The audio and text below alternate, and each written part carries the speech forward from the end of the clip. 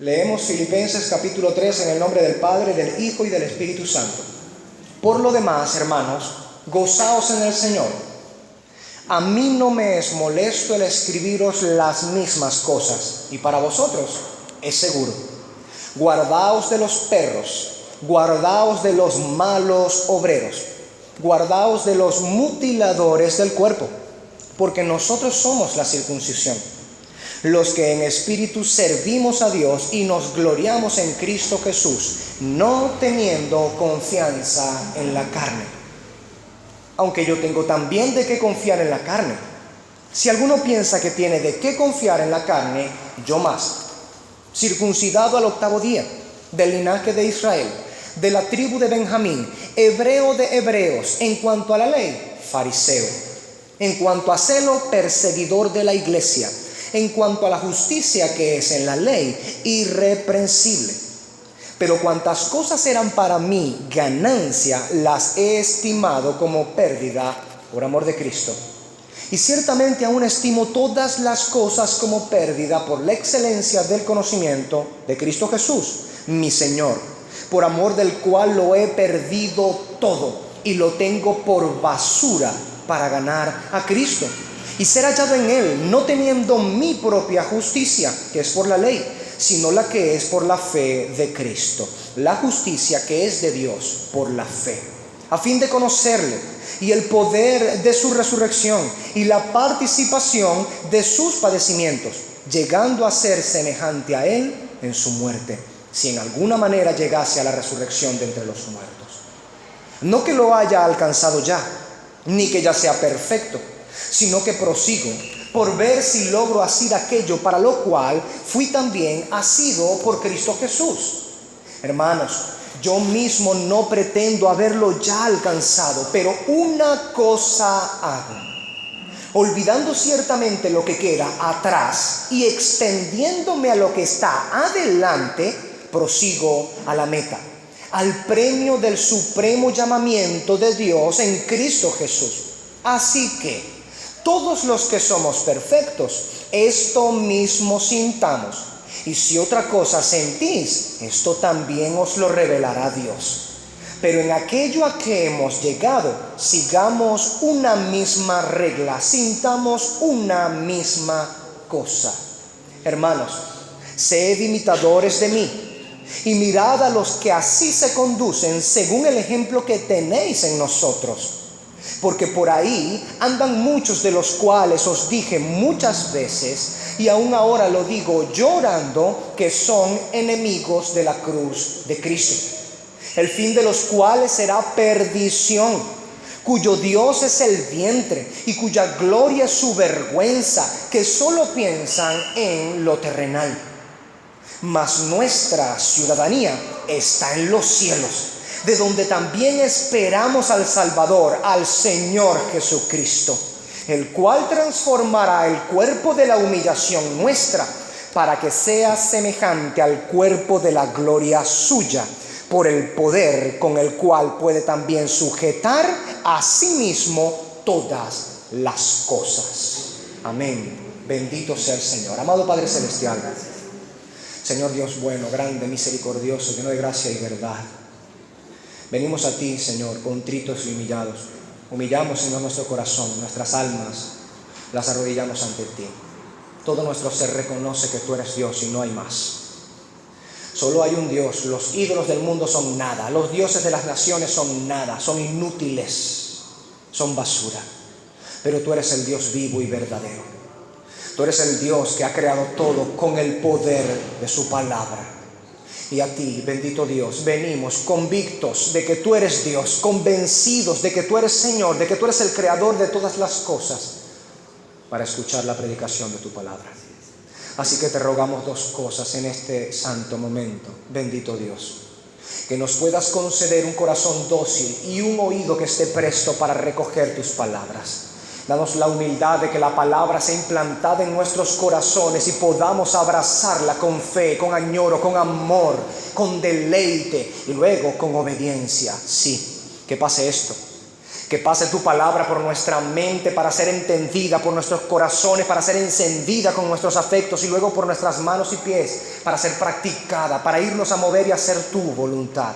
Esto pedimos en primer lugar, Señor, porque tú eres, Señor, el que ha empezado la buena obra en nosotros y la perfeccionará hasta el día en que tu Hijo Cristo vuelva por nosotros. Señor, también te pedimos en segundo lugar por mi propia alma, que mi boca no se desvíe en la predicación de tu palabra, Señor, que sea fiel a ella, que no me desvíe a derecha o a izquierda, sino que me mantenga como caminando sobre el filo de la hoja. Y que de esta manera, Señor, tu nombre pueda ser glorificado por la predicación de tu palabra, primeramente, y en segundo lugar, tu cuerpo edificado. Que tu pueblo, tu asamblea, tu santo Israel, tu iglesia, sean todos ellos edificados con tu bendita y santa palabra. Para ello rogamos que reprendas mi vida, que me examines, que me disciplines, que no me permitas, Señor, como predicador de tu palabra, abandonar, Señor, el sentido de tus palabras para ir detrás de mis deseos, mis elucubraciones o las invenciones de los hombres en este mundo. Que no tuerza yo tu palabra, sino que al contrario eleve tu nombre, la vindicación que es requerida de mí como ministro, y que pueda entonces edificar, exhortar, animar, estimular, reprender cuando es necesario a tu pueblo, y que ellos puedan recibir tu palabra, así como tú lo has hablado en mi corazón también.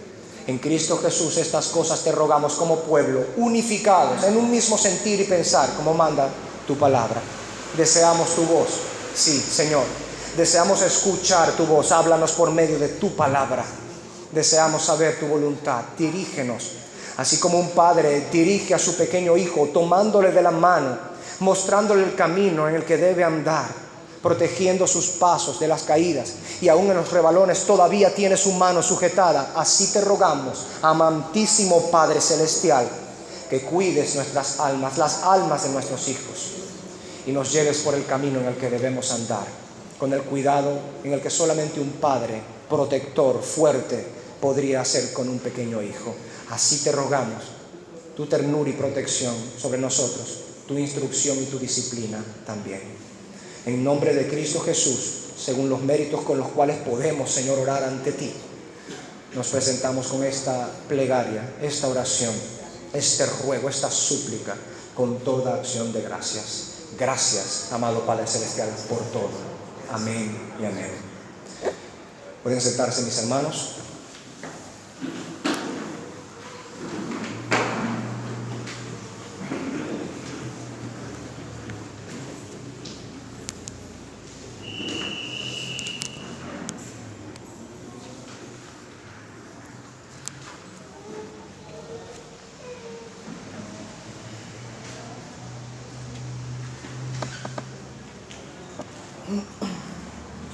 En la exposición de nuestro tercer capítulo de la carta de Pablo a los Filipenses, ya hemos llegado al final de este capítulo.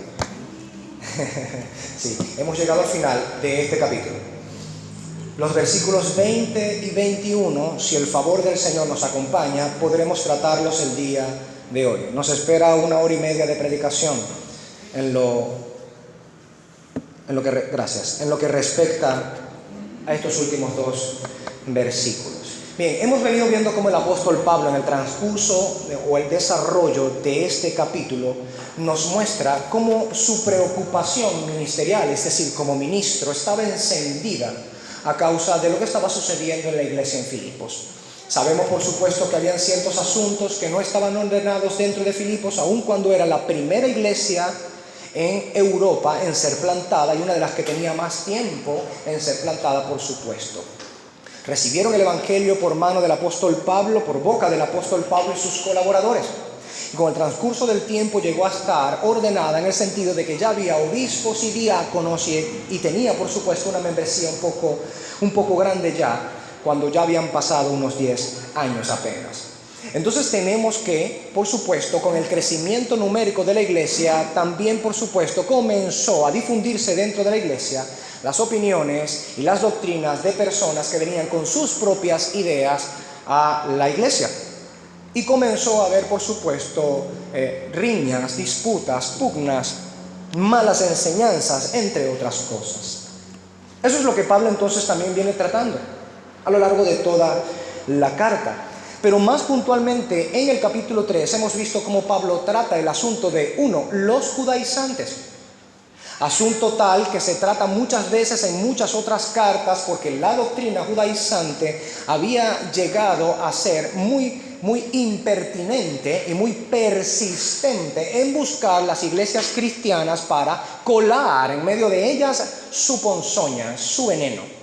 Así que entonces el apóstol Pablo, como ministro que era, como alguien que podía ver el peligro al futuro, habla claramente contra la doctrina judaizante y les llama claramente malos obreros. Le dice a la iglesia: tienen que guardarse de los perros, adjetivo que utilizamos y explicamos y estudiamos en su debido contexto y momento.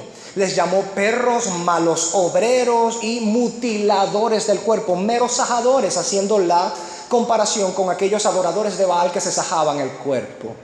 Pablo no tuvo ninguna piedad en tratar con estos que estaban torciendo la doctrina del Señor. Para Pablo, la doctrina de Dios era importante porque proviene de Dios, y Dios es importante. Su palabra, su doctrina es importante. Los judaizantes estaban haciendo la gracia salvadora del Señor vana, al mezclar, por supuesto, la salvación por gracia, por medio de la fe, más obras de la ley. Así entonces el apóstol Pablo durante este capítulo da hachazos y más hachazos, o si queremos tomar la analogía de la espada, espadazos contra la doctrina judaizante. Pero inmediatamente después de esto, en el versículo 17 del capítulo 3, comienza a hablarnos de un segundo y muy importante tema también. Otro azote dentro de la iglesia en Filipos, el tema de los sensuales. Por un lado, entonces, teníamos aquellos que pervertían la doctrina del Señor, llevándolos hacia un legalismo, una forma de salvación por fe más obras. Y por el otro extremo teníamos que también estaba azotando a la iglesia en Filipos una forma de doctrina que es llamada hoy libertinaje. Aquellos que de alguna manera eran llevados o dirigidos por los sentidos, por lo que sentían. Su propio vientre era su Dios. Todo aquello que le causara placer era lo que ellos deseaban hacer. Y esto es lo que hemos venido estudiando hasta ahorita. El domingo pasado llegamos, por supuesto, al versículo 19, en donde el apóstol Pablo dice cuál es el fin de aquellos que se comportan de esta manera. Perdición, Dice que el Dios de ellos es el vientre, es decir, un ídolo. Son dioses para sí mismos, no adoran al verdadero Dios, aunque están en el seno de la primera iglesia cristiana en Europa.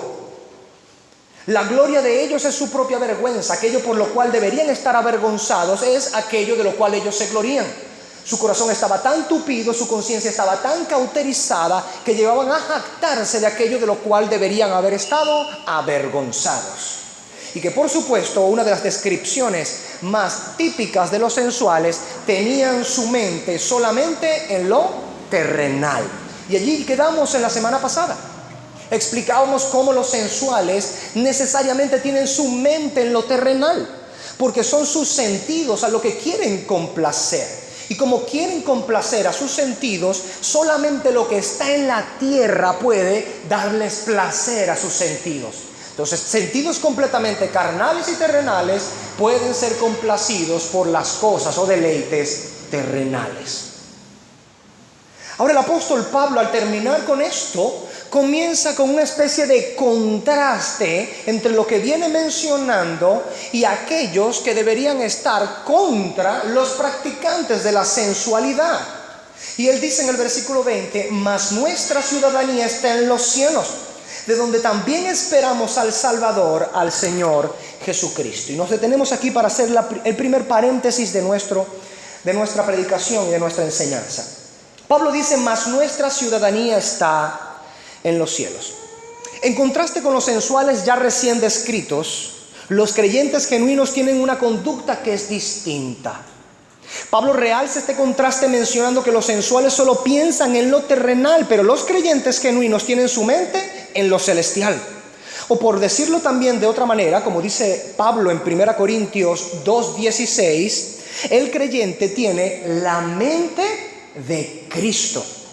Y esto debemos tomarlo en consideración.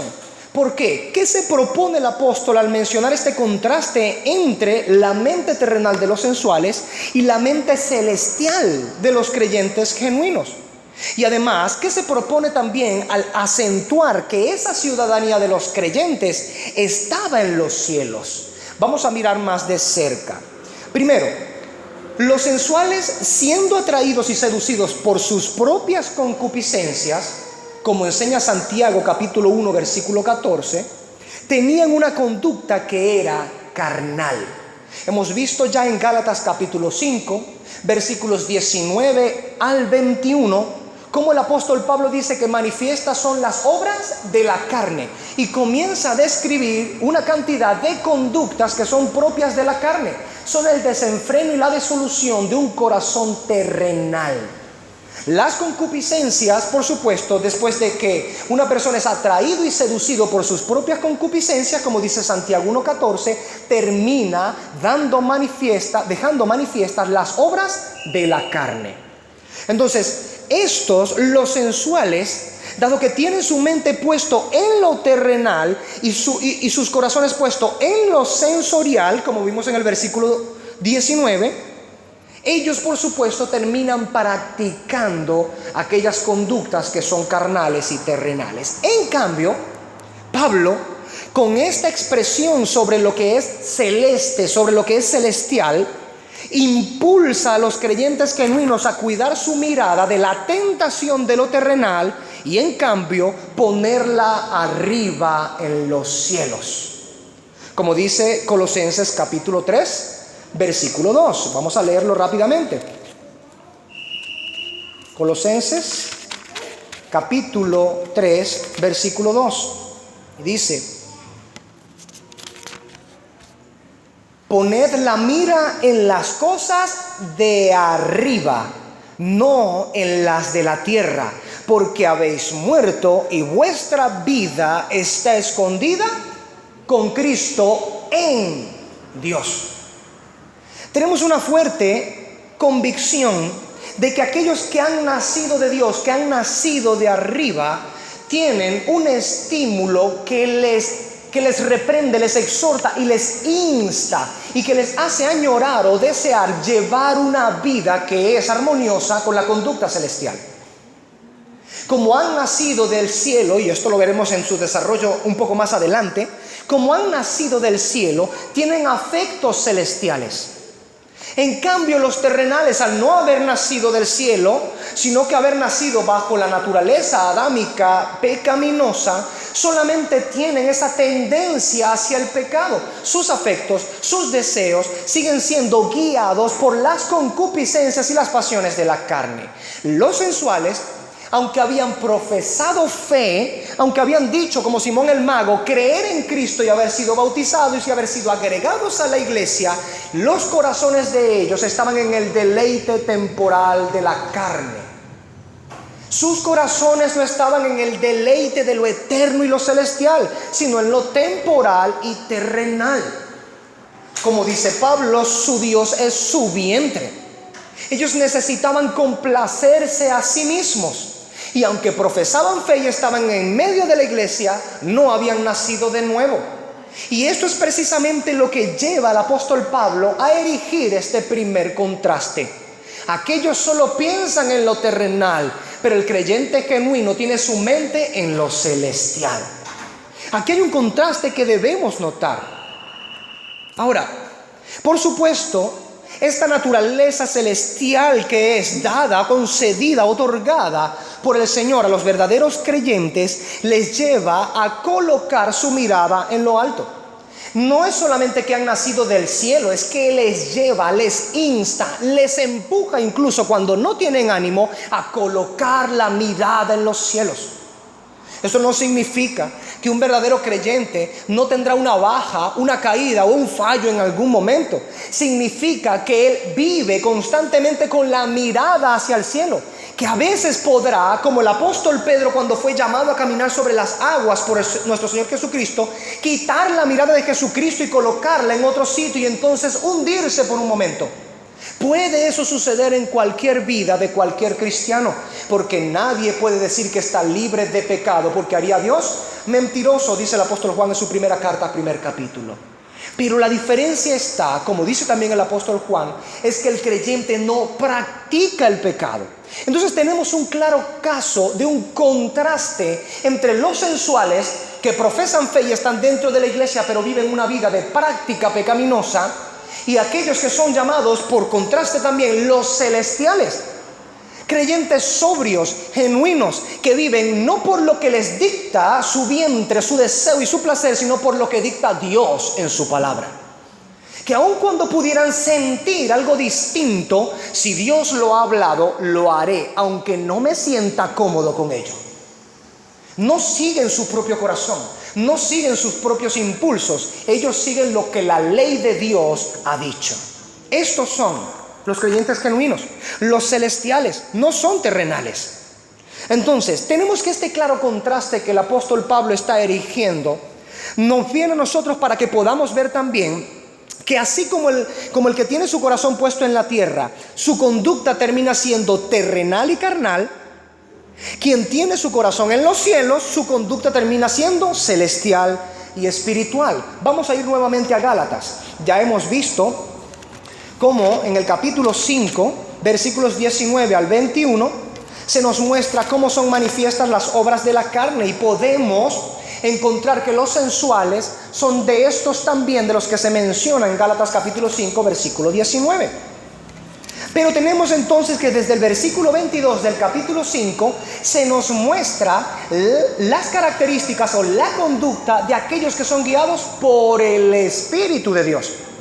Entonces tenemos este contraste nuevamente, esta bifurcación en el camino en las predicaciones o enseñanzas del apóstol Pablo, que del lado izquierdo se agarra hacia la carne y su conducta, y del lado derecho se agarra hacia el espíritu y su conducta. Cada uno de estos caminos tiene un patrón y una conducta que seguir. Hemos visto que del 19 al 21 de Gálatas capítulo 5 nos manifiestan las obras de la carne. ¿Cuál es el contraste? ¿Cuál es la conducta y el fundamento contrario a esto? Lo encontramos en el 22. Miremos desde el 22 hasta el 25. Dice: mas el fruto del Espíritu es amor, gozo, paz, paciencia, benignidad, bondad, fe, mansedumbre, templanza. Contra tales cosas no hay ley. Pero los que son de Cristo han crucificado la carne con sus pasiones y deseos. Si vivimos por el Espíritu, andemos también por el Espíritu.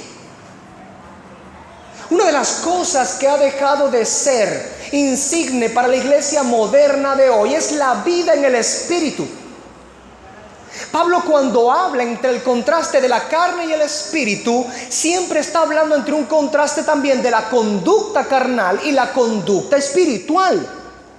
Ahora, la iglesia moderna con sus malas doctrinas ha hecho un reductio ad absurdum, porque sencillamente no está dando con lo que realmente es el fundamento de andar en el espíritu.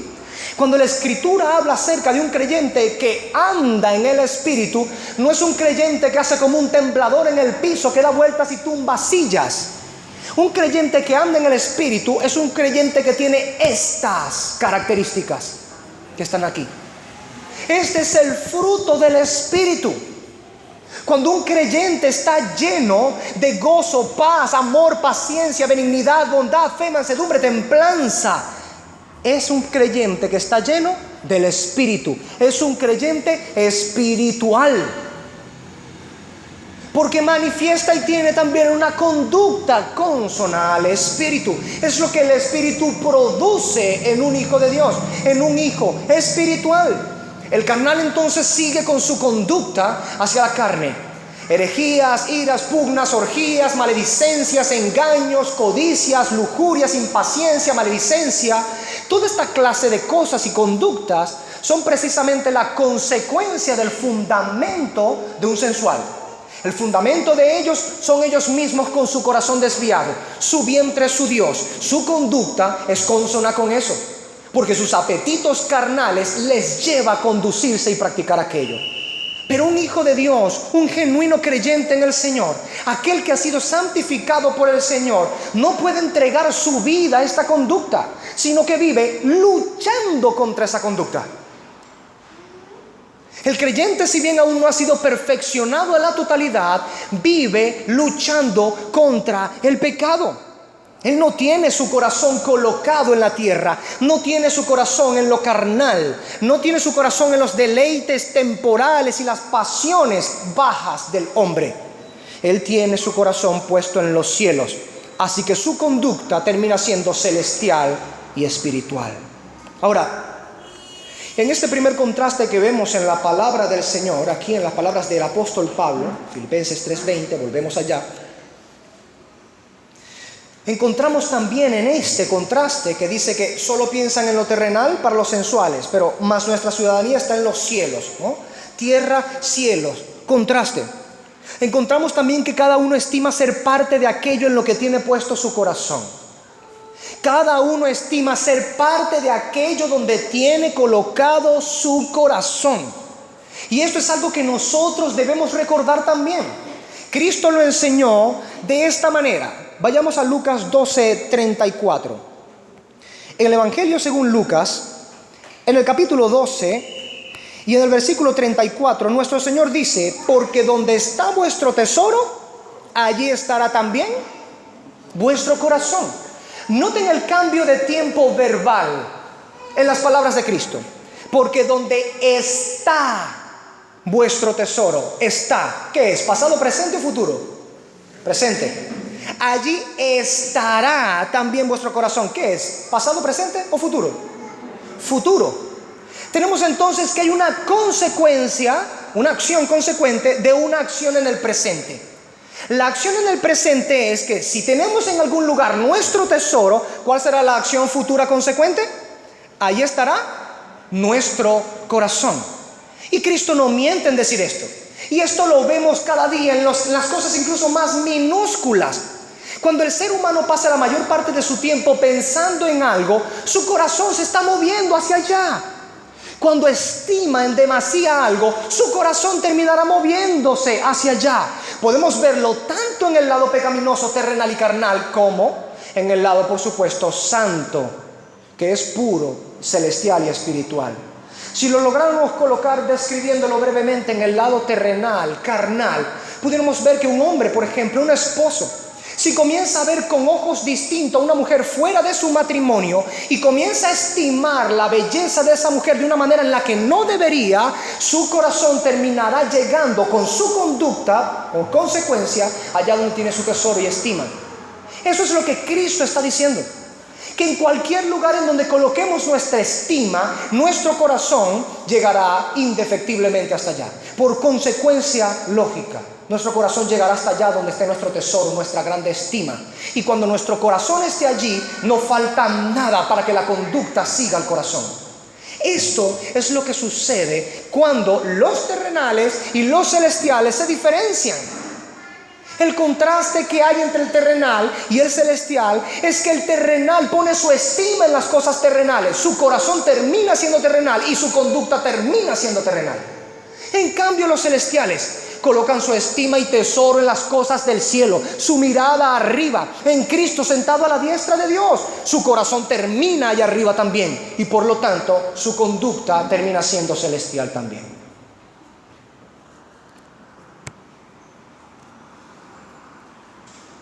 El tesoro de los sensuales, lo que es más apreciado por ellos, es la disolución y el desenfreno terrenal. Por eso su corazón lo tienen allí. Y luego su conducta llega a participar de aquello donde tienen el corazón. Lo mismo pasa para el creyente genuino. Tiene su corazón en los cielos. Y allí donde tiene su corazón, por supuesto, por consecuencia, su conducta llega a imitar la conducta celestial. Miremos nuevamente en Colosenses capítulo 3 lo que dice el versículo 1. Dice: si pues habéis resucitado con Cristo, buscad las cosas de arriba, donde está Cristo sentado a la diestra de Dios. En nuestro español nominal aparece como una condicional: si pues habéis resucitado con Cristo. En la gramática griega es más bien una posición de ya que habéis resucitado con Cristo. Es decir, hay una consecuencia lógica de haber sido resucitado junto con Cristo. Y es que el creyente busca las cosas de arriba donde está Cristo sentado a la diestra de Dios. Es un cambio de naturaleza consecuente. Por eso este contraste que el apóstol Pablo genera en su primera sentencia, después de terminar de hablar de los sensuales, diciendo que ellos son terrenales, tienen su mente puesta en lo terrenal. Pero ¿dónde tienen su mente puesta aquellos que son los celestiales? ¿Cómo podemos realmente darnos cuenta si estamos viviendo vidas carnales y terrenales o vidas más bien espirituales y celestiales? Por donde tenemos nosotros nuestra mirada colocada. En donde esté nuestro tesoro, allí estará nuestro corazón, y nuestra conducta terminará llegando allá también. Volvamos a Filipenses 3:20. Antes de pasar al segundo punto, en esta primera sentencia del versículo 20, Juan Calvino comenta que de manera muy sencilla, puntual, dice: los creyentes deben tener una vida celestial en este mundo. Esa bendita paradoja del cristianismo, ¿no?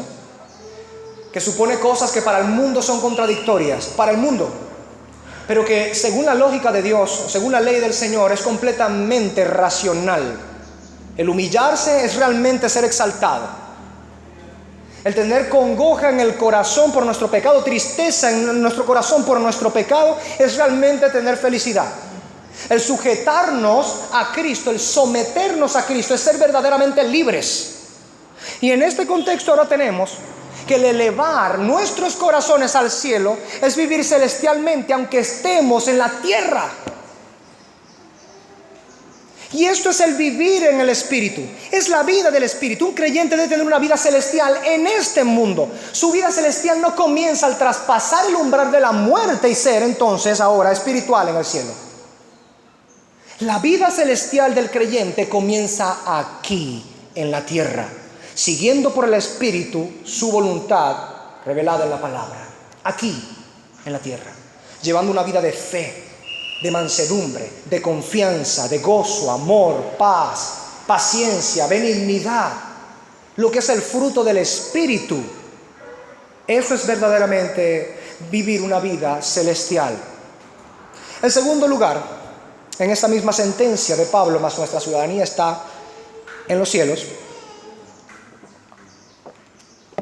y quizá el punto que nos va a llevar un poco más de tiempo en el desarrollo de este sermón, Pablo no solamente usa el cielo como exhortación y como estímulo de los creyentes verdaderos en cuanto a su conducta, sino que trae a colación la palabra ciudadanía, atención a ella, la cual en los filipenses cobra un interés muy particular.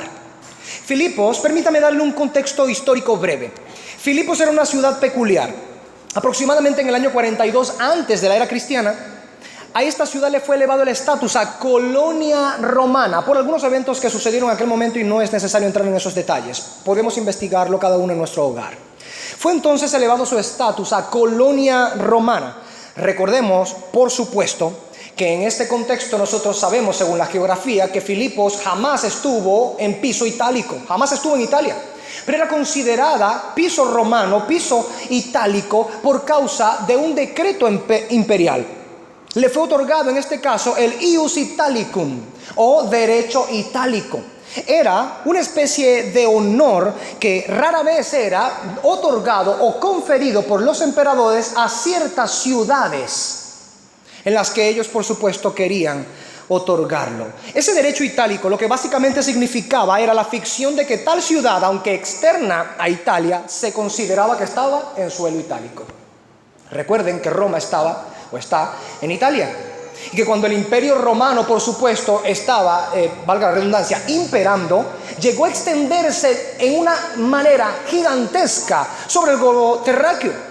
Entonces, cuando alguna ciudad que estaba bajo el imperio romano recibía el ius italicum, comenzaba, por supuesto, a recibir ciertas, vamos a llamarle, beneficios o provechos de tener el derecho itálico. Era un honor excepcional que los emperadores romanos daban a algunas ciudades particulares. Ahora, ¿cuáles eran estas ciertas ventajas? Y que eran muy codiciables en aquel tiempo, por cierto. Eran, por ejemplo, que quienes nacían en una ciudad de derecho itálico recibían automáticamente la ciudadanía romana. ¡Vaya! Eso para aquel tiempo, bajo el imperio romano, era muy codiciable. De hecho, veremos con algunos textos más adelante que incluso la ciudadanía romana, para quienes no eran romanos, valía una grande suma de dinero. Ahora, recibían automáticamente la ciudadanía romana.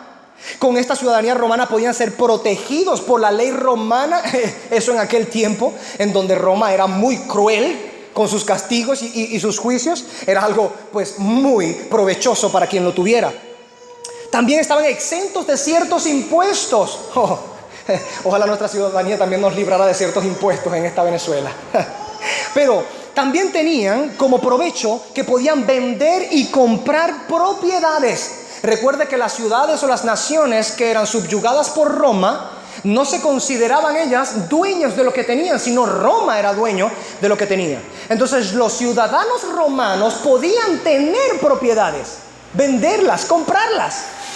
Los demás no podían hacer esto. Por último, también podían apelar al César en un juicio, cosa que no se le permitía a quien no era romano. Y también, por ejemplo, ser exentos de ser azotados. Y un último punto, aunque hay muchos más, pero para dar una especie de breve preámbulo al Ius Italicum con Filipenses. Entre otras cosas, estaba también que no podían ser arrestados, salvo algunos casos extremos. Un ciudadano romano no debía ser arrestado si no había un juicio. Y por supuesto, para ello debía ser casos extremos y evidentes. Ahora, un breve ejemplo de este Ius Italicum lo podemos encontrar en la Escritura, en Hechos capítulo 16. Vamos a ir corriendo allá. En Hechos 16, no quiero tardarme mucho en el contexto histórico de este punto, pero es necesario para que podamos entender lo que Pablo está hablando. Hechos 16, desde el 35 al 40, Lucas dice de esta manera: cuando fue de día, recuerde que esta fue cuando Pablo estaba predicando en Filipos precisamente. 16:35 de Hechos. Lucas dice: cuando fue de día, los magistrados enviaron alguaciles a decir: suelta a aquellos hombres. Y el carcelero hizo saber estas palabras a Pablo: los magistrados han mandado decir que se os suelte, así que ahora salid y marchaos en paz, después de que había sido encarcelado.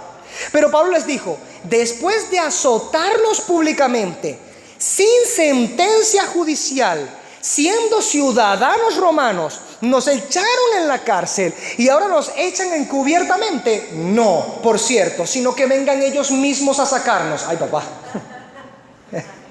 Y los alguaciles hicieron saber estas palabras a los magistrados, los cuales tuvieron miedo al oír que eran romanos. Y viniendo les rogaron, y sacándoles les pidieron que salieran de la ciudad. Entonces, saliendo de la cárcel, entraron en casa de Lidia, y habiendo visto a los hermanos, los consolaron y se fueron. Qué hermoso. Pero aquí venimos a ver precisamente lo que estamos estudiando en este punto del contexto histórico. Este Ius Italicum, o el derecho itálico, había sido también concedido a Filipos. Esta ciudadanía era muy codiciable por mucha gente. Los filipenses la tuvieron por concesión imperial en el 42 a.C. Ahora, esta palabra, terminado el paréntesis histórico, contextual, esta palabra ciudadanía que Pablo utiliza aquí, politeuma en el griego, Pablo la aplica para los creyentes filipenses, pero en un estado que es distinto a lo que sería común y codiciable para ellos en su tiempo. Él no les dice la ciudadanía romana, la cual era muy importante y muy codiciable por la gente en aquel tiempo. No, dice: nuestra ciudadanía está en los cielos. Así que hay una importancia aquí de descubrir y profundizar por qué Pablo contrasta ciudadanías. Ya hemos visto cómo contrastaba conductas y estados de corazón, terrenal, celestial. Ahora va a contrastar ciudadanías. La ciudadanía romana, codiciable por naturaleza por los beneficios que otorgaba, y la ciudadanía de los cielos. Ahora, ¿qué significa politeuma? Bien, tengo al menos aquí la definición de dos muy usuales diccionarios. El Strong, por un lado, dice ciudadanía, estado, sociedad o comunidad. Ciudadanía, estado, sociedad o comunidad. De hecho, el Strong añade que en ciertos contextos a veces puede significar conversación o hábitat, vivienda, en segunda declinación. El Teller también da su información de concepción. Dice que significa, y tenga esta un poco más en consideración, constitución de sociedad, forma de gobierno y las leyes mediante las cuales es administrada. Atención, tres básicos conceptos dentro o reunidos dentro de politeuma. Repito, constitución de sociedad, forma de gobierno y las leyes mediante las cuales es administrada. Ahora, volvamos acá al asunto de la palabra ciudadanía y el uso en el tiempo de Pablo y en medio de la ciudad de Filipos, que era colonia romana por su ius italicum del emperador. ¿Qué es lo que está sucediendo? Aquel derecho itálico que puesto en esa tierra les daba derechos de nacer como ciudadanos romanos con todos los beneficios que otorgaba, era algo codiciable para mucha gente. Pero Pablo, cuando habla acerca de la ciudadanía, sabiendo que ese vocablo era muy conocido, muy bien entendido por aquellos de habla griega, de habla helenista, iban a tener claro entendimiento cuando él le dijera politeuma de los cielos, ciudadanía de los cielos. Él sabía que aquellos iban a entender que estaba hablando, por supuesto, de una constitución de sociedad celeste, de una forma de gobierno celeste, de leyes celestes mediante las cuales es administrada la sociedad celeste. Entonces, tenemos por un lado que el contexto histórico nos muestra cómo la gente procuraba la ciudadanía romana por sus beneficios, sometiéndose voluntariamente a sus leyes y rindiendo tributo al César como señor de todo, porque eso era parte, por supuesto, del imperio romano. El emperador era señor de todo, era semidivino, debía incluso ser adorado, era señor de todo, así que había que someterse al César.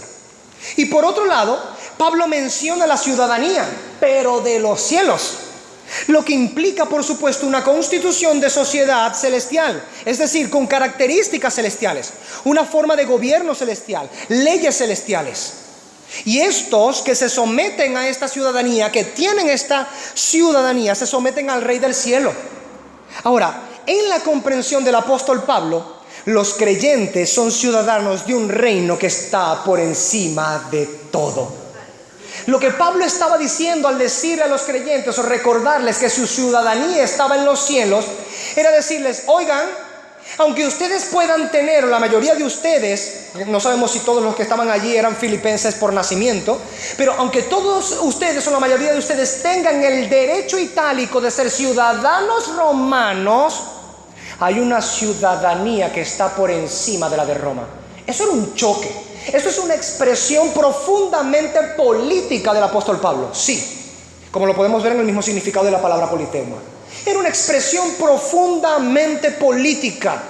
Cualquiera que en aquel tiempo escuchara esa expresión y fuera ciudadano romano sin ser creyente, está diciendo: allí hay un problema.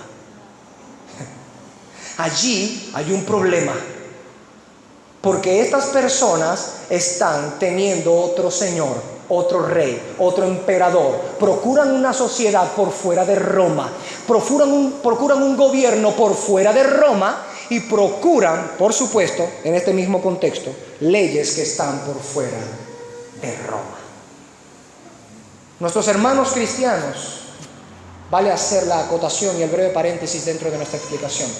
Nuestros hermanos cristianos en los primeros siglos no fueron perseguidos propiamente por adorar al Señor, por una razón o causa religiosa como tal, aunque todo tiene un fundamento y axioma religioso detrás.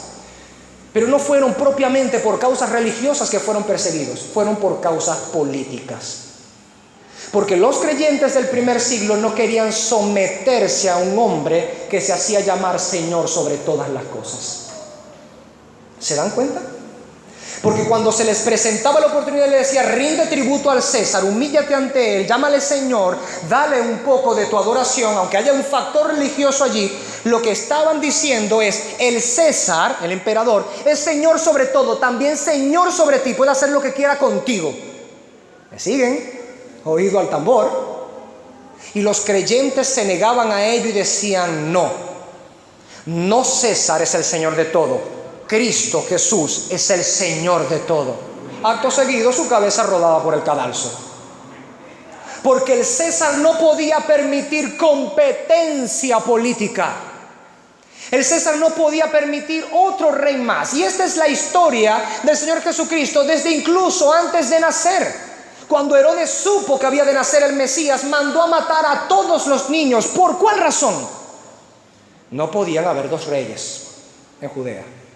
No podían haber dos reyes. El rey soy yo, lo acabaré antes de que nazca. ¿Se entiende? Y así una y otra vez detrás de la historia, como el Salmo capítulo 2 lo dice claramente, los reyes confabulan entre sí, se confabulan para tratar de quitarse las coyundas y el yugo del Rey de Reyes y Señor de Señores de sobre encima.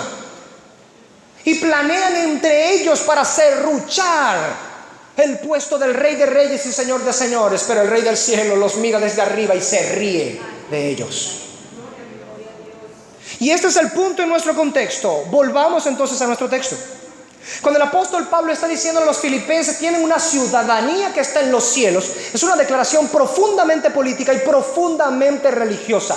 El reino de este rey está en los cielos, está sobre todas las cosas. La ciudadanía romana llega, por supuesto, hasta los límites en donde el imperio romano ha llegado. Pero la ciudadanía de los cielos, la ciudadanía de los cielos. Así como los cielos están por encima de la tierra, la ciudadanía de los cielos está por encima de la ciudadanía romana. Eso es lo que el apóstol Pablo tiene en mente. Ahora, teniendo en cuenta esto, miramos que lo que procura Pablo al usar este vocablo no es solamente contrastar la conducta terrenal de los sensuales con la conducta celestial de los creyentes genuinos. No solo eso, sino también contrastar ambas ciudadanías. La ciudadanía romana, tan codiciable por muchos, estaba bajo la ley de Roma y su emperador, a quien tenía por señor. En cambio, Pablo habla de la ciudadanía que está en los cielos, una ciudadanía que está bajo la ley celestial y bajo el comando del Rey de Reyes y Señor de Señores, Jesucristo. Ahora, es importante recordar un factor que hace de esta expresión de Pablo aún más maravillosa de lo que naturalmente ya es. Y es que Pablo tenía ciudadanía romana. Esto hace mucho más maravillosa su expresión. No es que estaba desdeñando la ciudadanía romana como aquel que pelea con algo que no tiene y dice, al cabo que ni quería. No, la tenía. Y aunque la tenía y muchas veces la utilizó, nosotros encontramos que el apóstol Pablo consideraba la ciudadanía celestial mucho superior por mucho a la ciudadanía romana. Recordemos que nuestro amado hermano y apóstol Pablo siempre fue conocido como Saulo de Tarso. Esa ciudad de la que la mayoría de los creyentes el día de hoy no tienen ni idea de dónde estaba, ni por qué. Siempre se le llamaba a Saulo, Saulo de Tarso o Pablo de Tarso. Tarso era una ciudad dentro de uno de los primeros protectorados de las provincias romanas. En Cilicia estaba Tarso, y era una ciudad que era muy poderosa. De hecho, después de la filosofía griega, esta ciudad, Tarso, fue llegada a conocer como la ciudad de los filósofos en su tiempo, y en el imperio, por supuesto, romano, ya en el tiempo del imperio romano. Era una ciudad muy poderosa, y si bien no era la capital de la provincia propiamente, igualaba al poder y a la calidad. Varios de los comentaristas que son geográficos comentan que esta ciudad era, por así decirlo, una ciudad universitaria. Todos los que estaban allí naturalmente estaban estudiando, siempre estaban creciendo. La cuna de los filósofos que el imperio tendría a su lado como consejeros y todo lo demás, nacían generalmente o eran adiestrados y educados en Tarso. Ahora, nosotros podemos ver que nuestro amado hermano, el apóstol Pablo, tuvo su ciudadanía romana porque Tarso también había recibido ius Italicum. Así que como él nació en Tarso, entonces recibió ciudadanía romana de nacimiento. Gloria al Señor, que hace que todas las cosas, por supuesto, funcionen para bien, porque vemos cómo el apóstol Pablo utilizó esa ciudadanía romana con fines muy superiores y mejores que los que generalmente una persona con derecho itálico usaba su ciudadanía, ¿verdad? El Señor hizo que los padres de Pablo llegaran hasta allá, se radicaran en aquel lugar, y que Pablo, quien llegaría a ser el apóstol en los gentiles, naciera allí con la ciudadanía romana, para que entonces pudiera pasar y surcar todo el continente menor asiático 3 veces, llenándolo todo con la palabra del Señor. Nuestro Dios es glorioso.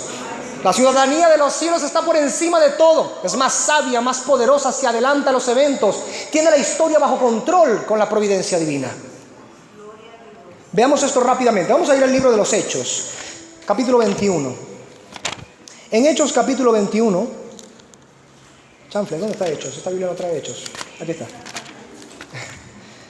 En Hechos capítulo 21, versículo 39.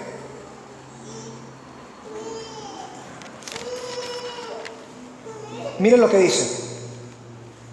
Entonces dijo Pablo, esto es su defensa ante el pueblo cuando estaban en Jerusalén, que lo apresaron. Entonces dijo Pablo: yo de cierto soy hombre judío de Tarso, ciudadano de una ciudad no insignificante de Cilicia. Todo lo demás que tenemos allí, por supuesto, es parte de su contexto y no es necesario tocarlo ahorita. ¿Qué es lo que traemos a colación? Esta expresión de Pablo: soy un hombre judío de Tarso. A ellos les importaba, por supuesto, que fuera judío. Y como les empezó a hablar en lengua hebrea, más atención prestaron. Pero el asunto aquí es que él dice: yo soy judío de Tarso. Ahí hay 2 cosas que ellos debían prestar atención. No solamente era judío por naturaleza igual que ellos, sino que había nacido en una tierra con derecho itálico y por lo tanto mosca con lo que hacen con un ciudadano romano por nacimiento. Pablo era muy sagaz, muy perspicaz. 21:39 del libro de Hechos. Y miren cómo dice claramente: de una ciudad no insignificante de Cilicia. Era una ciudad muy conocida, muy poderosa y que por supuesto tenía gran cantidad de educación. En el capítulo subsecuente, el 22, desde el versículo 25 al 29, ahora vemos esta expresión de Pablo. 25 al 29 dice: pero cuando le ataron con correas, este es el capítulo 22, versículo 25 al 29. Pero cuando le ataron con correas, Pablo dijo al centurión que estaba presente: ¿os es lícito azotar a un ciudadano romano sin haber sido condenado? Hay chanfles. Pequeña pregunta. Cuando el centurión oyó esto, fue y dio aviso al tribuno diciendo: ¿qué vas a hacer? Porque este hombre es ciudadano romano. Vino el tribuno y le dijo: dime, ¿eres tú ciudadano romano? Él dijo: sí. Respondió el tribuno: yo con una gran suma adquirí esta ciudadanía, siendo tribuno. Entonces Pablo dijo: pero yo lo soy de nacimiento. Así que luego se apartaron de él los que le iban a dar tormento, y aún el tribuno, al saber que era ciudadano romano, también tuvo temor por haberle atado. ¿Qué hacemos leyendo todos estos pasajes, hermanos? No es solamente maravillarnos de la gloria y la sabiduría del Señor, en que usa todas las cosas del mundo para, según, llevar a cabo sus propios propósitos de una manera que nadie puede detener. Pero 2, que podamos entender que era en una tierra de aquel tiempo el ius italicum. ¿Y qué significaba tener la ciudadanía romana en aquel tiempo? Los beneficios, esa protección que otorgaba la ley romana. Miremos que el apóstol Pablo la utilizó más de una vez. Por supuesto, sus fines eran otros. Mientras era protegido por la ley romana, él servía a la ley celestial. Mientras se hacía uso de la ley, de la ciudadanía romana, estaba dando extensión a la ciudadanía celestial. Mientras estaba actuando con la ciudadanía romana bajo el emperador, él estaba predicando acerca del emperador de los cielos, que llena cielos y tierra y que es señor de todo lo que existe, incluyendo Roma y su emperador. Así que el uso que Pablo le daba a la ciudadanía romana era completamente distinta. Pero nuestro objetivo es ver con todo esto que la ciudadanía romana era muy codiciable, que muchos deseaban tener esta ciudadanía romana. Pero aunque el apóstol Pablo la tenía y la utilizó, en su mente la ciudadanía romana es pálida y enclenque delante de la gloria y poderío de la ciudadanía celestial. No se comparan. Para Pablo la ciudadanía celestial está sobre cualquier otra ciudadanía, así como los cielos están por encima de la tierra. La romana tiene beneficios estando dentro de los límites temporales y terrenales romanos, pero la celestial traspasa el tiempo y el espacio y nos otorga los beneficios de un reino tan vasto como la creación misma, es decir, tan extensa como hasta donde lleguen los límites del reino del Rey de Reyes. Esa es la ciudadanía celestial. Pablo le dice a los filipenses: nuestra ciudadanía celestial. Aunque tuviera la romana igual que los filipenses, nuestra ciudadanía está en los cielos. No importa si los filipenses tienen como él también la ciudadanía romana. Para Pablo la celestial resulta relevante sobre todo lo demás. Para Pablo esta forma de comunión y sociedad celestial esta forma de gobierno celeste y estas leyes del cielo están sobre todas las demás sociedades, formas de gobiernos y leyes terrenales. La ciudadanía celestial no tiene ninguna comparación. Ahora una muestra breve para pasar al tercer punto dentro de nuestra sentencia. Una muestra breve pero significativa de esto que estamos hablando en contraste de las dos ciudadanías es que el período del Imperio Romano se ha deshecho en el tiempo, hermanos. El Imperio Romano ya no está. El César ya no existe como figura política del Imperio de Roma. Se ha deshecho en el tiempo. En cambio, el imperio de nuestro Señor Jesucristo, el Rey de Reyes y Señor de Señores, no cesa de expandirse y establecerse sobre esta tierra desde la venida misma del Mesías Príncipe. Esta es la ciudadanía que se nos otorga a los creyentes.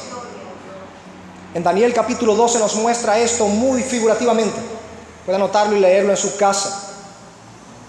Aquello que tuvo en su mente el emperador, aquella estatua que representaba los reinos de la tierra, del cual él era como cabeza de esa estatua porque era de oro. Esa estatua que representaba los reinos de la tierra, con una piedra que fue cortada no por mano humana y que fue tirada, aventada a los pies de la estatua, que figuran los reinos del mundo, destruyó, hizo caer, hizo venirse abajo los imperios del mundo. Y de esa piedra que destruyó los pies de esa estatua, que hizo venirse abajo toda la estatua, de esa piedra se formó un monte que llenó toda la tierra. Y dice la Escritura que esa piedra es el Señor Jesucristo en su primera venida. Cuando Él llegó, los reinos e imperios del mundo han quedado derrotados por su venida. No hay rey como nuestro rey, no hay señor como nuestro Señor, y no hay reino como el reino de Jesucristo. Por eso nuestro Señor Jesucristo en Marcos capítulo 1 versículo 15 decía claramente: arrepentidos y convertidos, porque el reino de Dios se ha acercado. Es el reino de los cielos, es el reino de Dios, reino inconmovible. Es verdaderamente un reino indestructible, eterno. Y los creyentes somos ciudadanos de ese reino, hermanos. Miremos esto rápidamente. Vamos a ir a Daniel. Iba solamente a mencionarlo, pero quiero leerlo. Es hermoso. Daniel capítulo 7. En el versículo 14 del capítulo 7. Mire lo que él dice. Y del 14 saltaremos al 27 para ver brevemente. Usted puede leer todo el capítulo en su casa, pero vamos a leer brevemente estos dos textos, 14 y 27. Dice: y le fue dado dominio. Está hablando de Jesucristo, está hablando del Mesías príncipe. 14.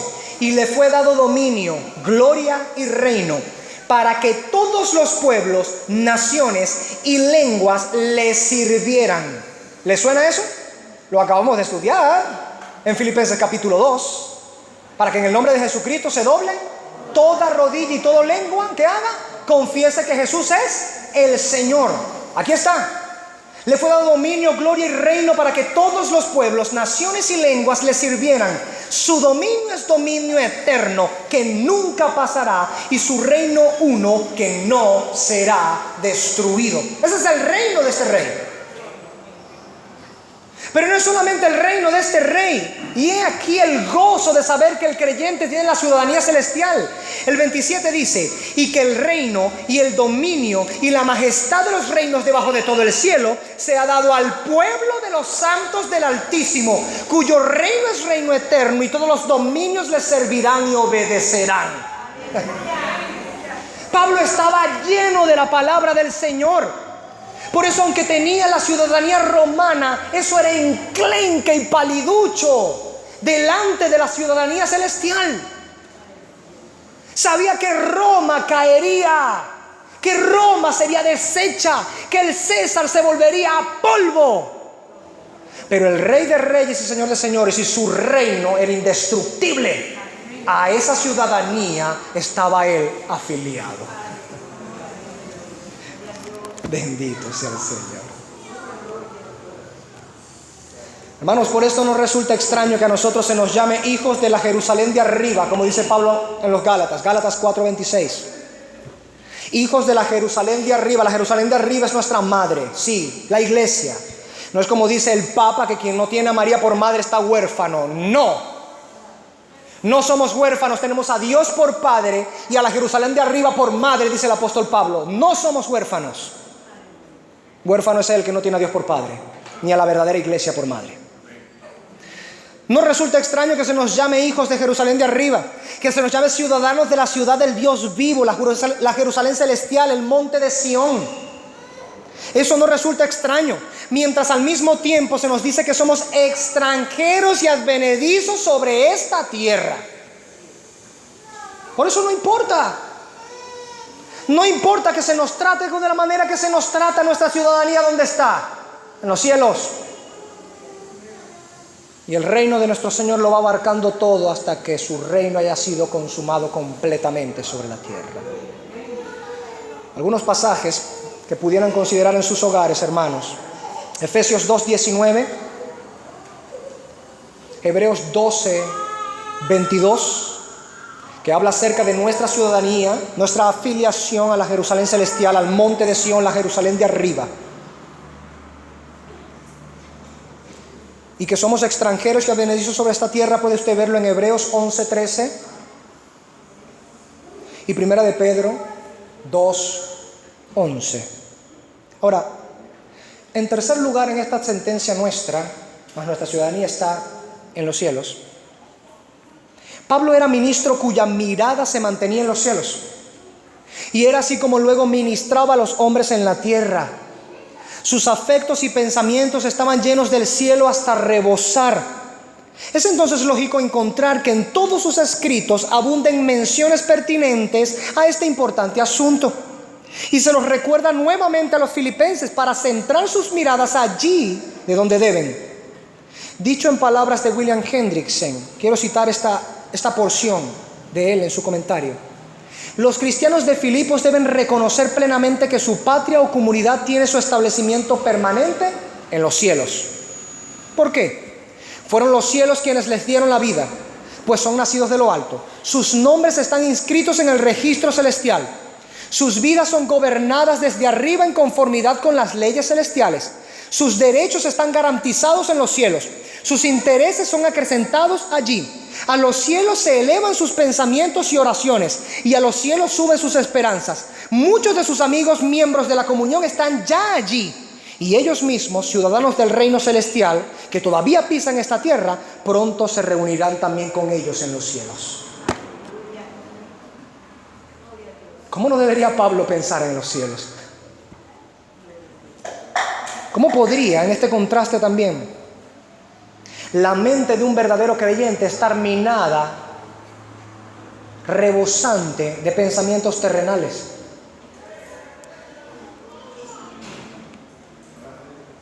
Del cielo los creyentes reciben todo lo que por gracia han recibido de la mano de Dios. ¿Cómo pues no tener la mente siempre en el cielo? En el cielo mismo tenemos a Jesucristo nuestro Señor sentado a la diestra del Padre, intercediendo por nosotros, y también dispuesto para descender y consumar su reino sobre la tierra y juzgarlo todo. ¿Cómo puedes no tener la mente en el cielo? Por causa de este rey y reino, el cielo es nuestro tema principal. Ahora, de allí mismo, del cielo, es, como dice el apóstol Pablo en Filipenses 3:20, la segunda parte, de donde esperamos al Salvador, al Señor Jesucristo. Volviendo ya a 3:20, la sección B. Esto es un asunto también mencionado frecuentemente por el apóstol Pablo. En todas sus cartas y de hecho en todo el Nuevo Testamento, por supuesto, está siempre siendo repetida la espera del regreso de Jesucristo. Es una doctrina fundamental y crucial para el cristianismo. Está al final del credo de los apóstoles, está al final de hecho de nuestra confesión, la confesión belga, y está incluida dentro de todas las confesiones cristianas en el mundo. La venida de Cristo, el regreso de Cristo, aun cuando pudieran haber distintas posiciones de cómo y cuándo, o cómo se desarrollará la venida de Cristo, hay un tema en el que todo creyente cristiano coincide: Cristo viene. Cristo viene. Todo creyente cristiano tiene esto como fundamento de su fe. Ahora, en este punto el apóstol se propone nuevamente estimular el corazón de los creyentes filipenses, recordando que allá donde tienen la ciudadanía es también de donde esperan la venida del Salvador. Y así entonces prefieran colocar sus miradas en los deleites celestiales más que en los deleites temporales del pecado en la tierra. Además, también el hecho mismo que así como una ciudad terrenal se prepararía y estaría lista para la llegada de un emperador terrenal, con mayor razón los filipenses debían vivir sus vidas santas, aguardando desde el cielo el regreso del emperador de emperadores, el cual nos ha concedido gratuitamente la ciudadanía de su reino sempiterno, Jesucristo, el Salvador de nuestras almas y Señor de nuestras vidas.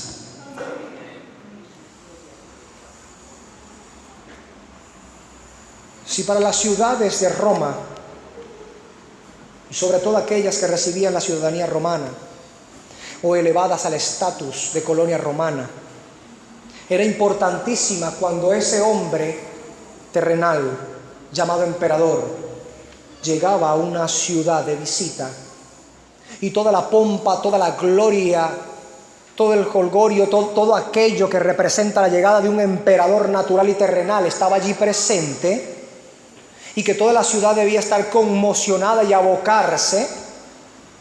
¿Cuánto más es la premisa subyacente debajo del fundamento de esa expresión? ¿Cuánto más debía estar la iglesia en Filipos pero tan llena del deseo, del anhelo del regreso de Cristo, el emperador de emperadores? ¿Cuánto mayor sería la preparación, o debía ser la preparación de la iglesia cristiana por la llegada del Rey de Reyes y Señor de Señores? Si lo miráramos desde lo más minúsculo, hermanos, generalmente, cuando sabemos que ha de haber visita en nuestro hogar, ¿qué generalmente se hace con la casa antes de que llegue la visita? Vamos, que todos no nos vamos a mentir, solemos arreglar la casa antes de la visita. Incluso si solemos arreglar todo el tiempo la casa, aunque no hayan visita, aún así cuando vienen visita, más arreglamos la casa. ¿Cierto? Queremos dar la bienvenida a la visita. Hermanos, ¿cómo debería ser la preparación de la vida del creyente cuando a quien espera es el Rey del universo? ¿Cómo debería ser la preparación de su propia alma cuando lo que espera es el regreso del emperador de todo imperio, la cabeza de todo reino y nación, el principado sobre todo príncipe en el mundo, el unigénito de Dios?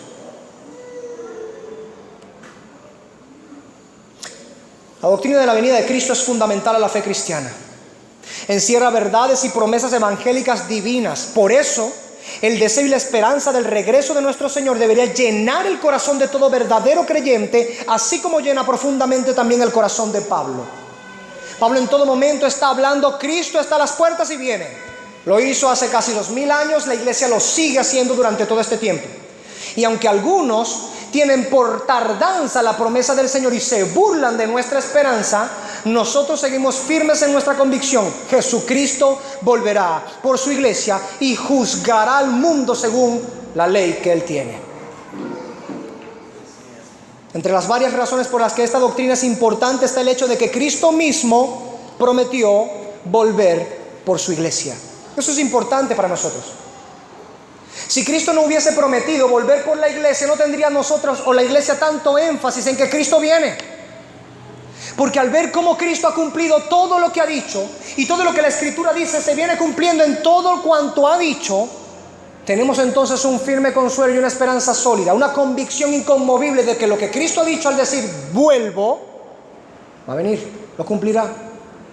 Él dijo: me levantaré al tercer día. Se levantó. Iré al Padre a preparar lugar para vosotros y volveré por ustedes. Fue al Padre. Le vieron los testigos elevarse delante de ellos mismos y perderse entre las nubes del cielo, como lo dijo. Así entonces volverá también, como lo dijo. En Juan 14:3 tenemos esa maravillosa promesa de nuestro Señor Jesucristo que debemos albergar en nuestros corazones y recordarla en todo tiempo.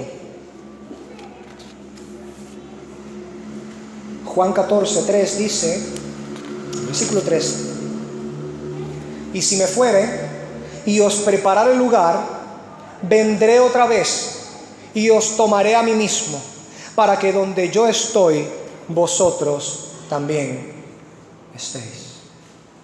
Es una promesa de Jesucristo, aquel que es veraz y que no puede mentir, aquel cuyas promesas son respaldadas por el honor de su propio nombre. Esa promesa no puede caer al suelo. Es sobre esa promesa que descansa en fe nuestra esperanza. Además, el Espíritu mismo clama junto con la iglesia por su venida, como dice Apocalipsis 22:17. El Espíritu y la esposa dicen: ven. Todo aquel que cree verdaderamente en Él tiene la añoranza del regreso de Cristo. No existe tal cosa como un creyente que está enamorado con el mundo y que no quiere que Cristo venga todavía. Eso no es un creyente. Si pues habéis resucitado con Cristo, buscad las cosas de arriba, no las de la tierra, porque habéis muerto y vuestra vida está escondida con Cristo en Dios.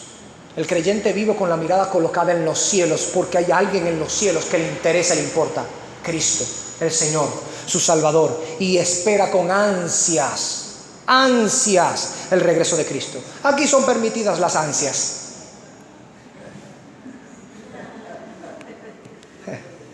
Los que se ríen es porque saben que estuvimos hablando de la ansiedad en el grupo. Oh, sí. Los textos que pueden utilizar para revisar acerca de nuestra esperanza, sobre la cual pues esperamos con fe del regreso de Cristo, están en 2 Tesalonicenses 2, versículos 1 y 2, donde nos dice que no debemos dejarnos mover de nuestra convicción por nada. Cristo viene. 2 Tesalonicenses 2, 1 y 2. Hebreos 9, 28, donde dice que vendrá por segunda vez y ya no tendrá ninguna relación con el pecado, sino que viene al juicio de las naciones y la coronación de aquellos que son fieles. Y Colosenses capítulo 1, versículo 5.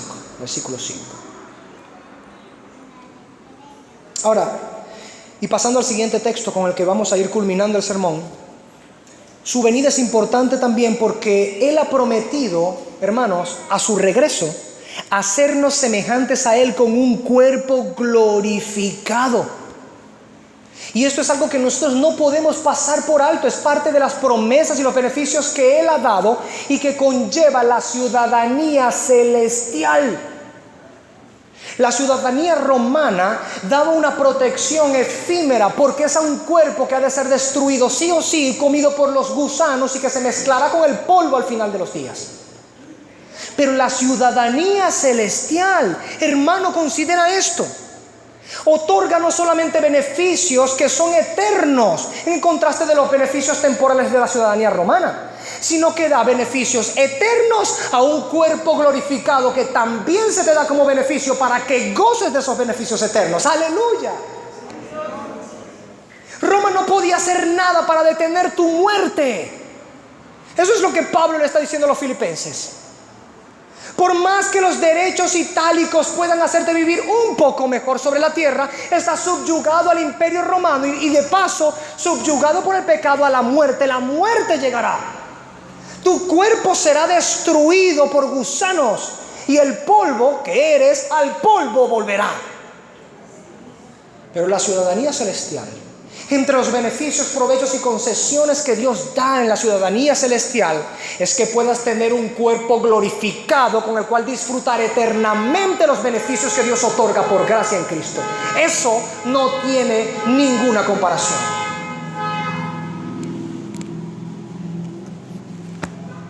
Por eso Pablo dice en este contexto: el cual transformará el cuerpo de la humillación nuestra para que sea semejante al cuerpo de la gloria suya.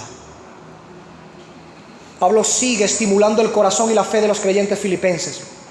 No solamente hace un contraste entre los terrenales y los celestiales, también hace un contraste entre la ciudadanía romana y la celestial. Y no satisfecho con esto, también muestra a Cristo como el Señor que viene desde el cielo a reclamar todos los reinos de la tierra, sí, incluyendo a Roma. Y ahora lo hace recordándoles que a su llegada, cuando Cristo entre las nubes vuelva, este cuerpo humano débil y humillante se vestirá de poder y de gloria. Dicho de otra manera, se le proporcionará a los ciudadanos del reino perfecto y glorioso, cuerpos perfectos y gloriosos, para vivir en la consumación de ese reino en la tierra, la cual después del juicio también llegará a ser perfecta y gloriosa. El imperio de nuestro Señor no tiene ninguna comparación, y el poder de nuestro Rey no tiene ningún parangón. No hay nada que se le asemeje jamás. De los imperios más grandes del mundo, ninguno llega ni a los talones. Siendo una pequeña piedra, derribó todos los reinos del mundo. ¿Cuánto mayor es su reino ahora que es un monte que llena la tierra?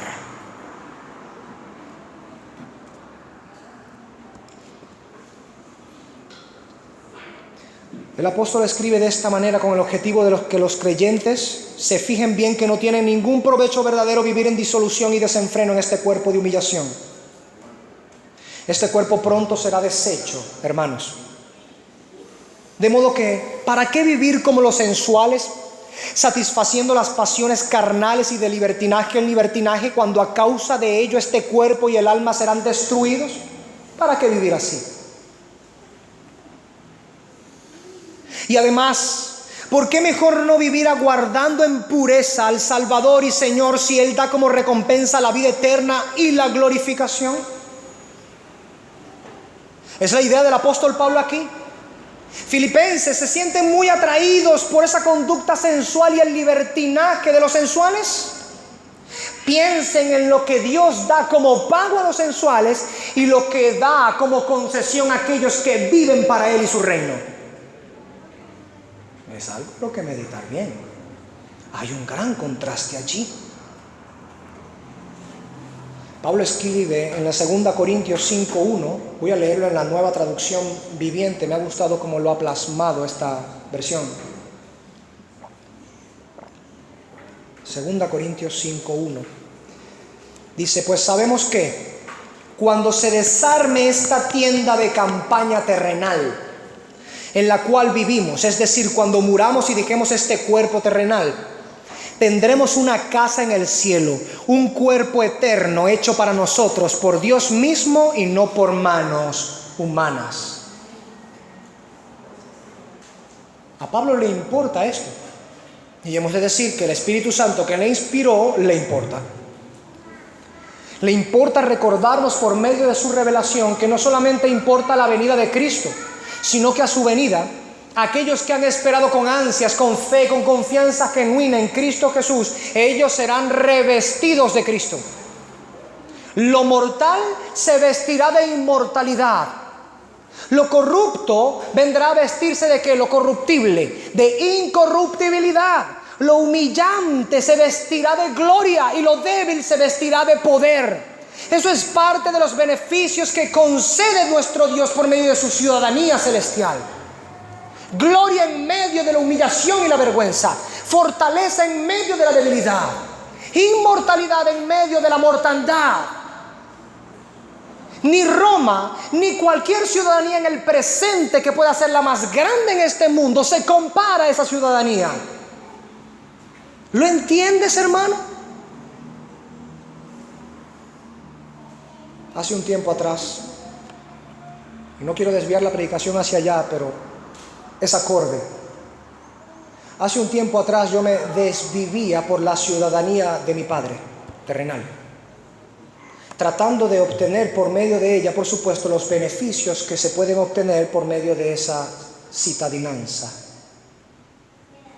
Hasta que pasajes como estos golpearon mi alma y me hicieron entender que aunque la obtenga y la tenga, y es justo y por naturaleza me corresponde, aunque la tuviese, no hay ninguna ciudadanía superior a la que ya Dios me ha dado en Cristo Jesús. No la hay. No la hay. Esta esperanza que Pablo menciona, hermanos, en 2 Corintios 5:1, que se la menciona tanto a los filipenses como a los corintios, esa esperanza surtirá en los corazones de los creyentes genuinos el deseo de purificarse a sí mismos mientras están en la espera de ese Salvador aquí en la tierra. Ese Señor glorioso que viene de entre las nubes del cielo procura encontrar una iglesia pura, sin mancha y sin arruga ni cosa semejante. Por eso el apóstol Juan dice, en 1 Juan 3, versículos 2 y 3, amados, ahora somos hijos de Dios y aún no se ha manifestado lo que hemos de ser. Pero sabemos que cuando Él se manifieste, seremos semejantes a Él, porque le veremos tal como Él es. Y todo aquel que tiene esta esperanza en Él, se purifica a sí mismo, así como Él es puro. Los filipenses debían recordar, como el apóstol Juan estaba recordando en su carta también a sus lectores, que aquel que tiene la esperanza de participar de un reino santo, ellos mismos deben santificarse. Y así, el llamado para la iglesia de hoy también sigue siendo el mismo. Hermano, no sigas las pasiones de la carne. No sigas o satisfagas los apetitos de la carne. No vivas terrenal y carnalmente. Dirige tu mirada a los cielos y vive celestialmente en esta tierra, para que cuando Cristo venga entre las nubes pueda ser glorificado en un abrir y cerrar de ojos, seas hecho a la semejanza de Él, le recibas en las nubes y con pompa y gloria como jamás un rey alguno ha sido recibido en la tierra, desciendas como heraldo del Rey de Reyes a la consumación del reino de Jesucristo sobre esta tierra. Prepárate para ese reino, prepárate para ese rey. Guarda tu vida para ese rey y ese reino.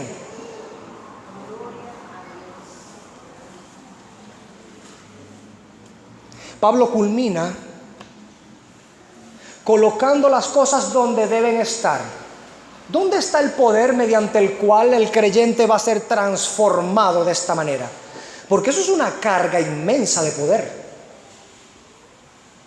Estamos hablando de que es volver a hacer a un individuo. Y que una figura, un ser que básicamente está maleado con la maldad, dañado con la maldad, que sus más loables obras de justicia son como un trapo de inmundicia delante del Señor si Cristo no está en el medio. ¿Cómo es posible que se vista de gloria, inmortalidad, incorruptibilidad esa persona? La forma en la que esto puede suceder, dice Pablo, es porque es hecho mediante el poder con el cual puede también sujetar a sí mismo todas las cosas. ¿Qué es lo que está diciendo? ¿Qué es lo que Pablo ofrece como argumento y seguridad de tal esperanza? Pues nada más y nada menos que la magnitud del poder divino en Jesucristo. Nada más. Esa magnitud del poder divino en Jesucristo hará que todo lo muerto en nosotros cobre vida. Que lo corruptible se vista de incorruptibilidad, la humillación de gloria, la debilidad de fortaleza incomparable. Un cuerpo semejante al que nuestro Señor Jesucristo tiene exactamente ahorita mismo sentado a la diestra del Padre. Eso promete el Señor en la palabra. Como dice Efesios capítulo 1 versículo 19, lo hará por la extraordinaria grandeza de su poder para con nosotros. Extraordinaria grandeza de su poder. Es allí donde está. No es por causa de tu voluntad, amado hermano o amada hermana. No es porque tú has decidido seguir a Cristo que serás resucitado en el día postrero y serás vestido de gloria. No es porque habrás perseverado hasta el final, y has de perseverar si verdaderamente has de ser coronado.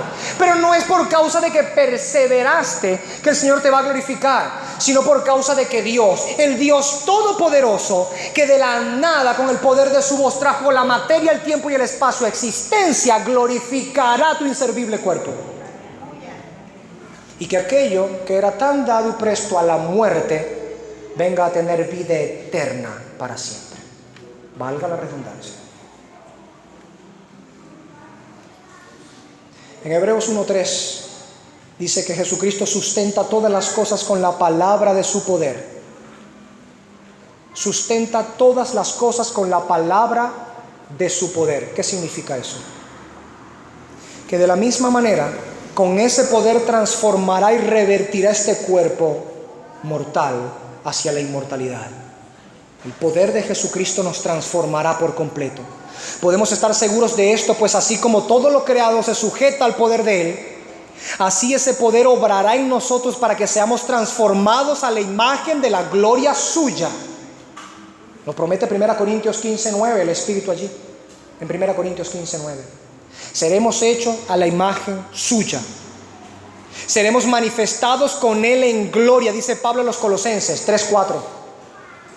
Seremos manifestados con Él en gloria. Ahora, ya que tenemos estas promesas, como dice el apóstol Pedro, ya que tenemos estas promesas, ¿cómo no hemos de vivir, amados hermanos, en santa y piadosa manera de vivir en este mundo? Dado que son estas promesas las que se nos hacen, dado que son estos beneficios y provechos que se nos conceden mediante la ciudadanía celestial por la fe en Jesucristo, ¿cómo no hemos nosotros de vivir preparándonos, santificándonos, purificándonos, apartándonos del mal y consagrándonos al Señor todos los días de nuestra vida?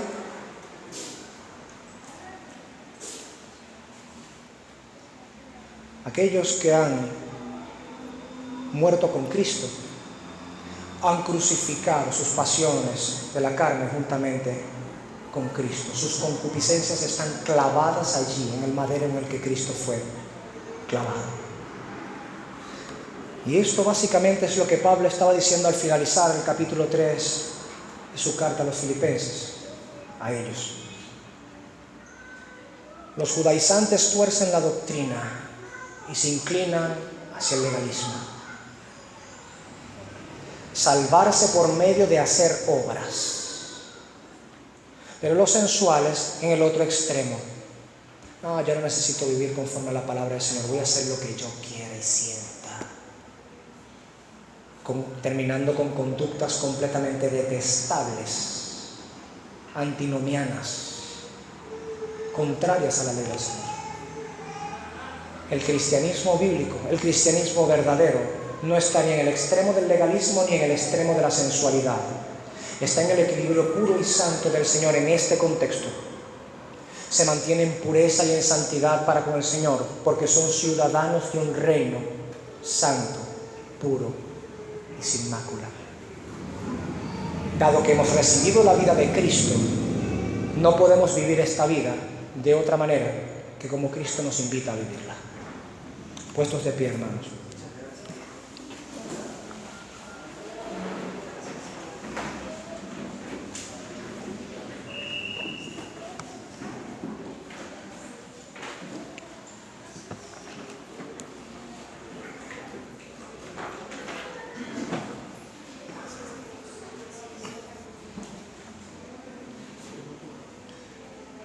Dos breves reflexiones a partir de lo que hemos estudiado hasta hoy.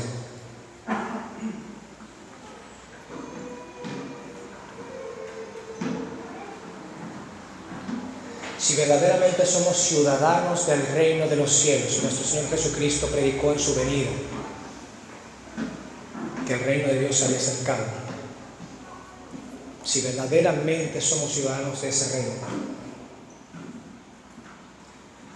¿cómo nos estamos comportando en esta tierra? ¿Cómo es nuestra conducta en esta tierra? ¿Avergonzaría a un residente celestial? ¿O se asemeja a un residente celestial? Segundo, si verdaderamente somos ciudadanos del reino de los cielos y ansiamos la glorificación que se hará en la consumación del reino de Cristo, en esta tierra, ¿qué estamos haciendo para la expansión y la futura consumación del reino de Cristo sobre esa tierra? ¿Qué estamos haciendo nosotros como ciudadanos de ese reino?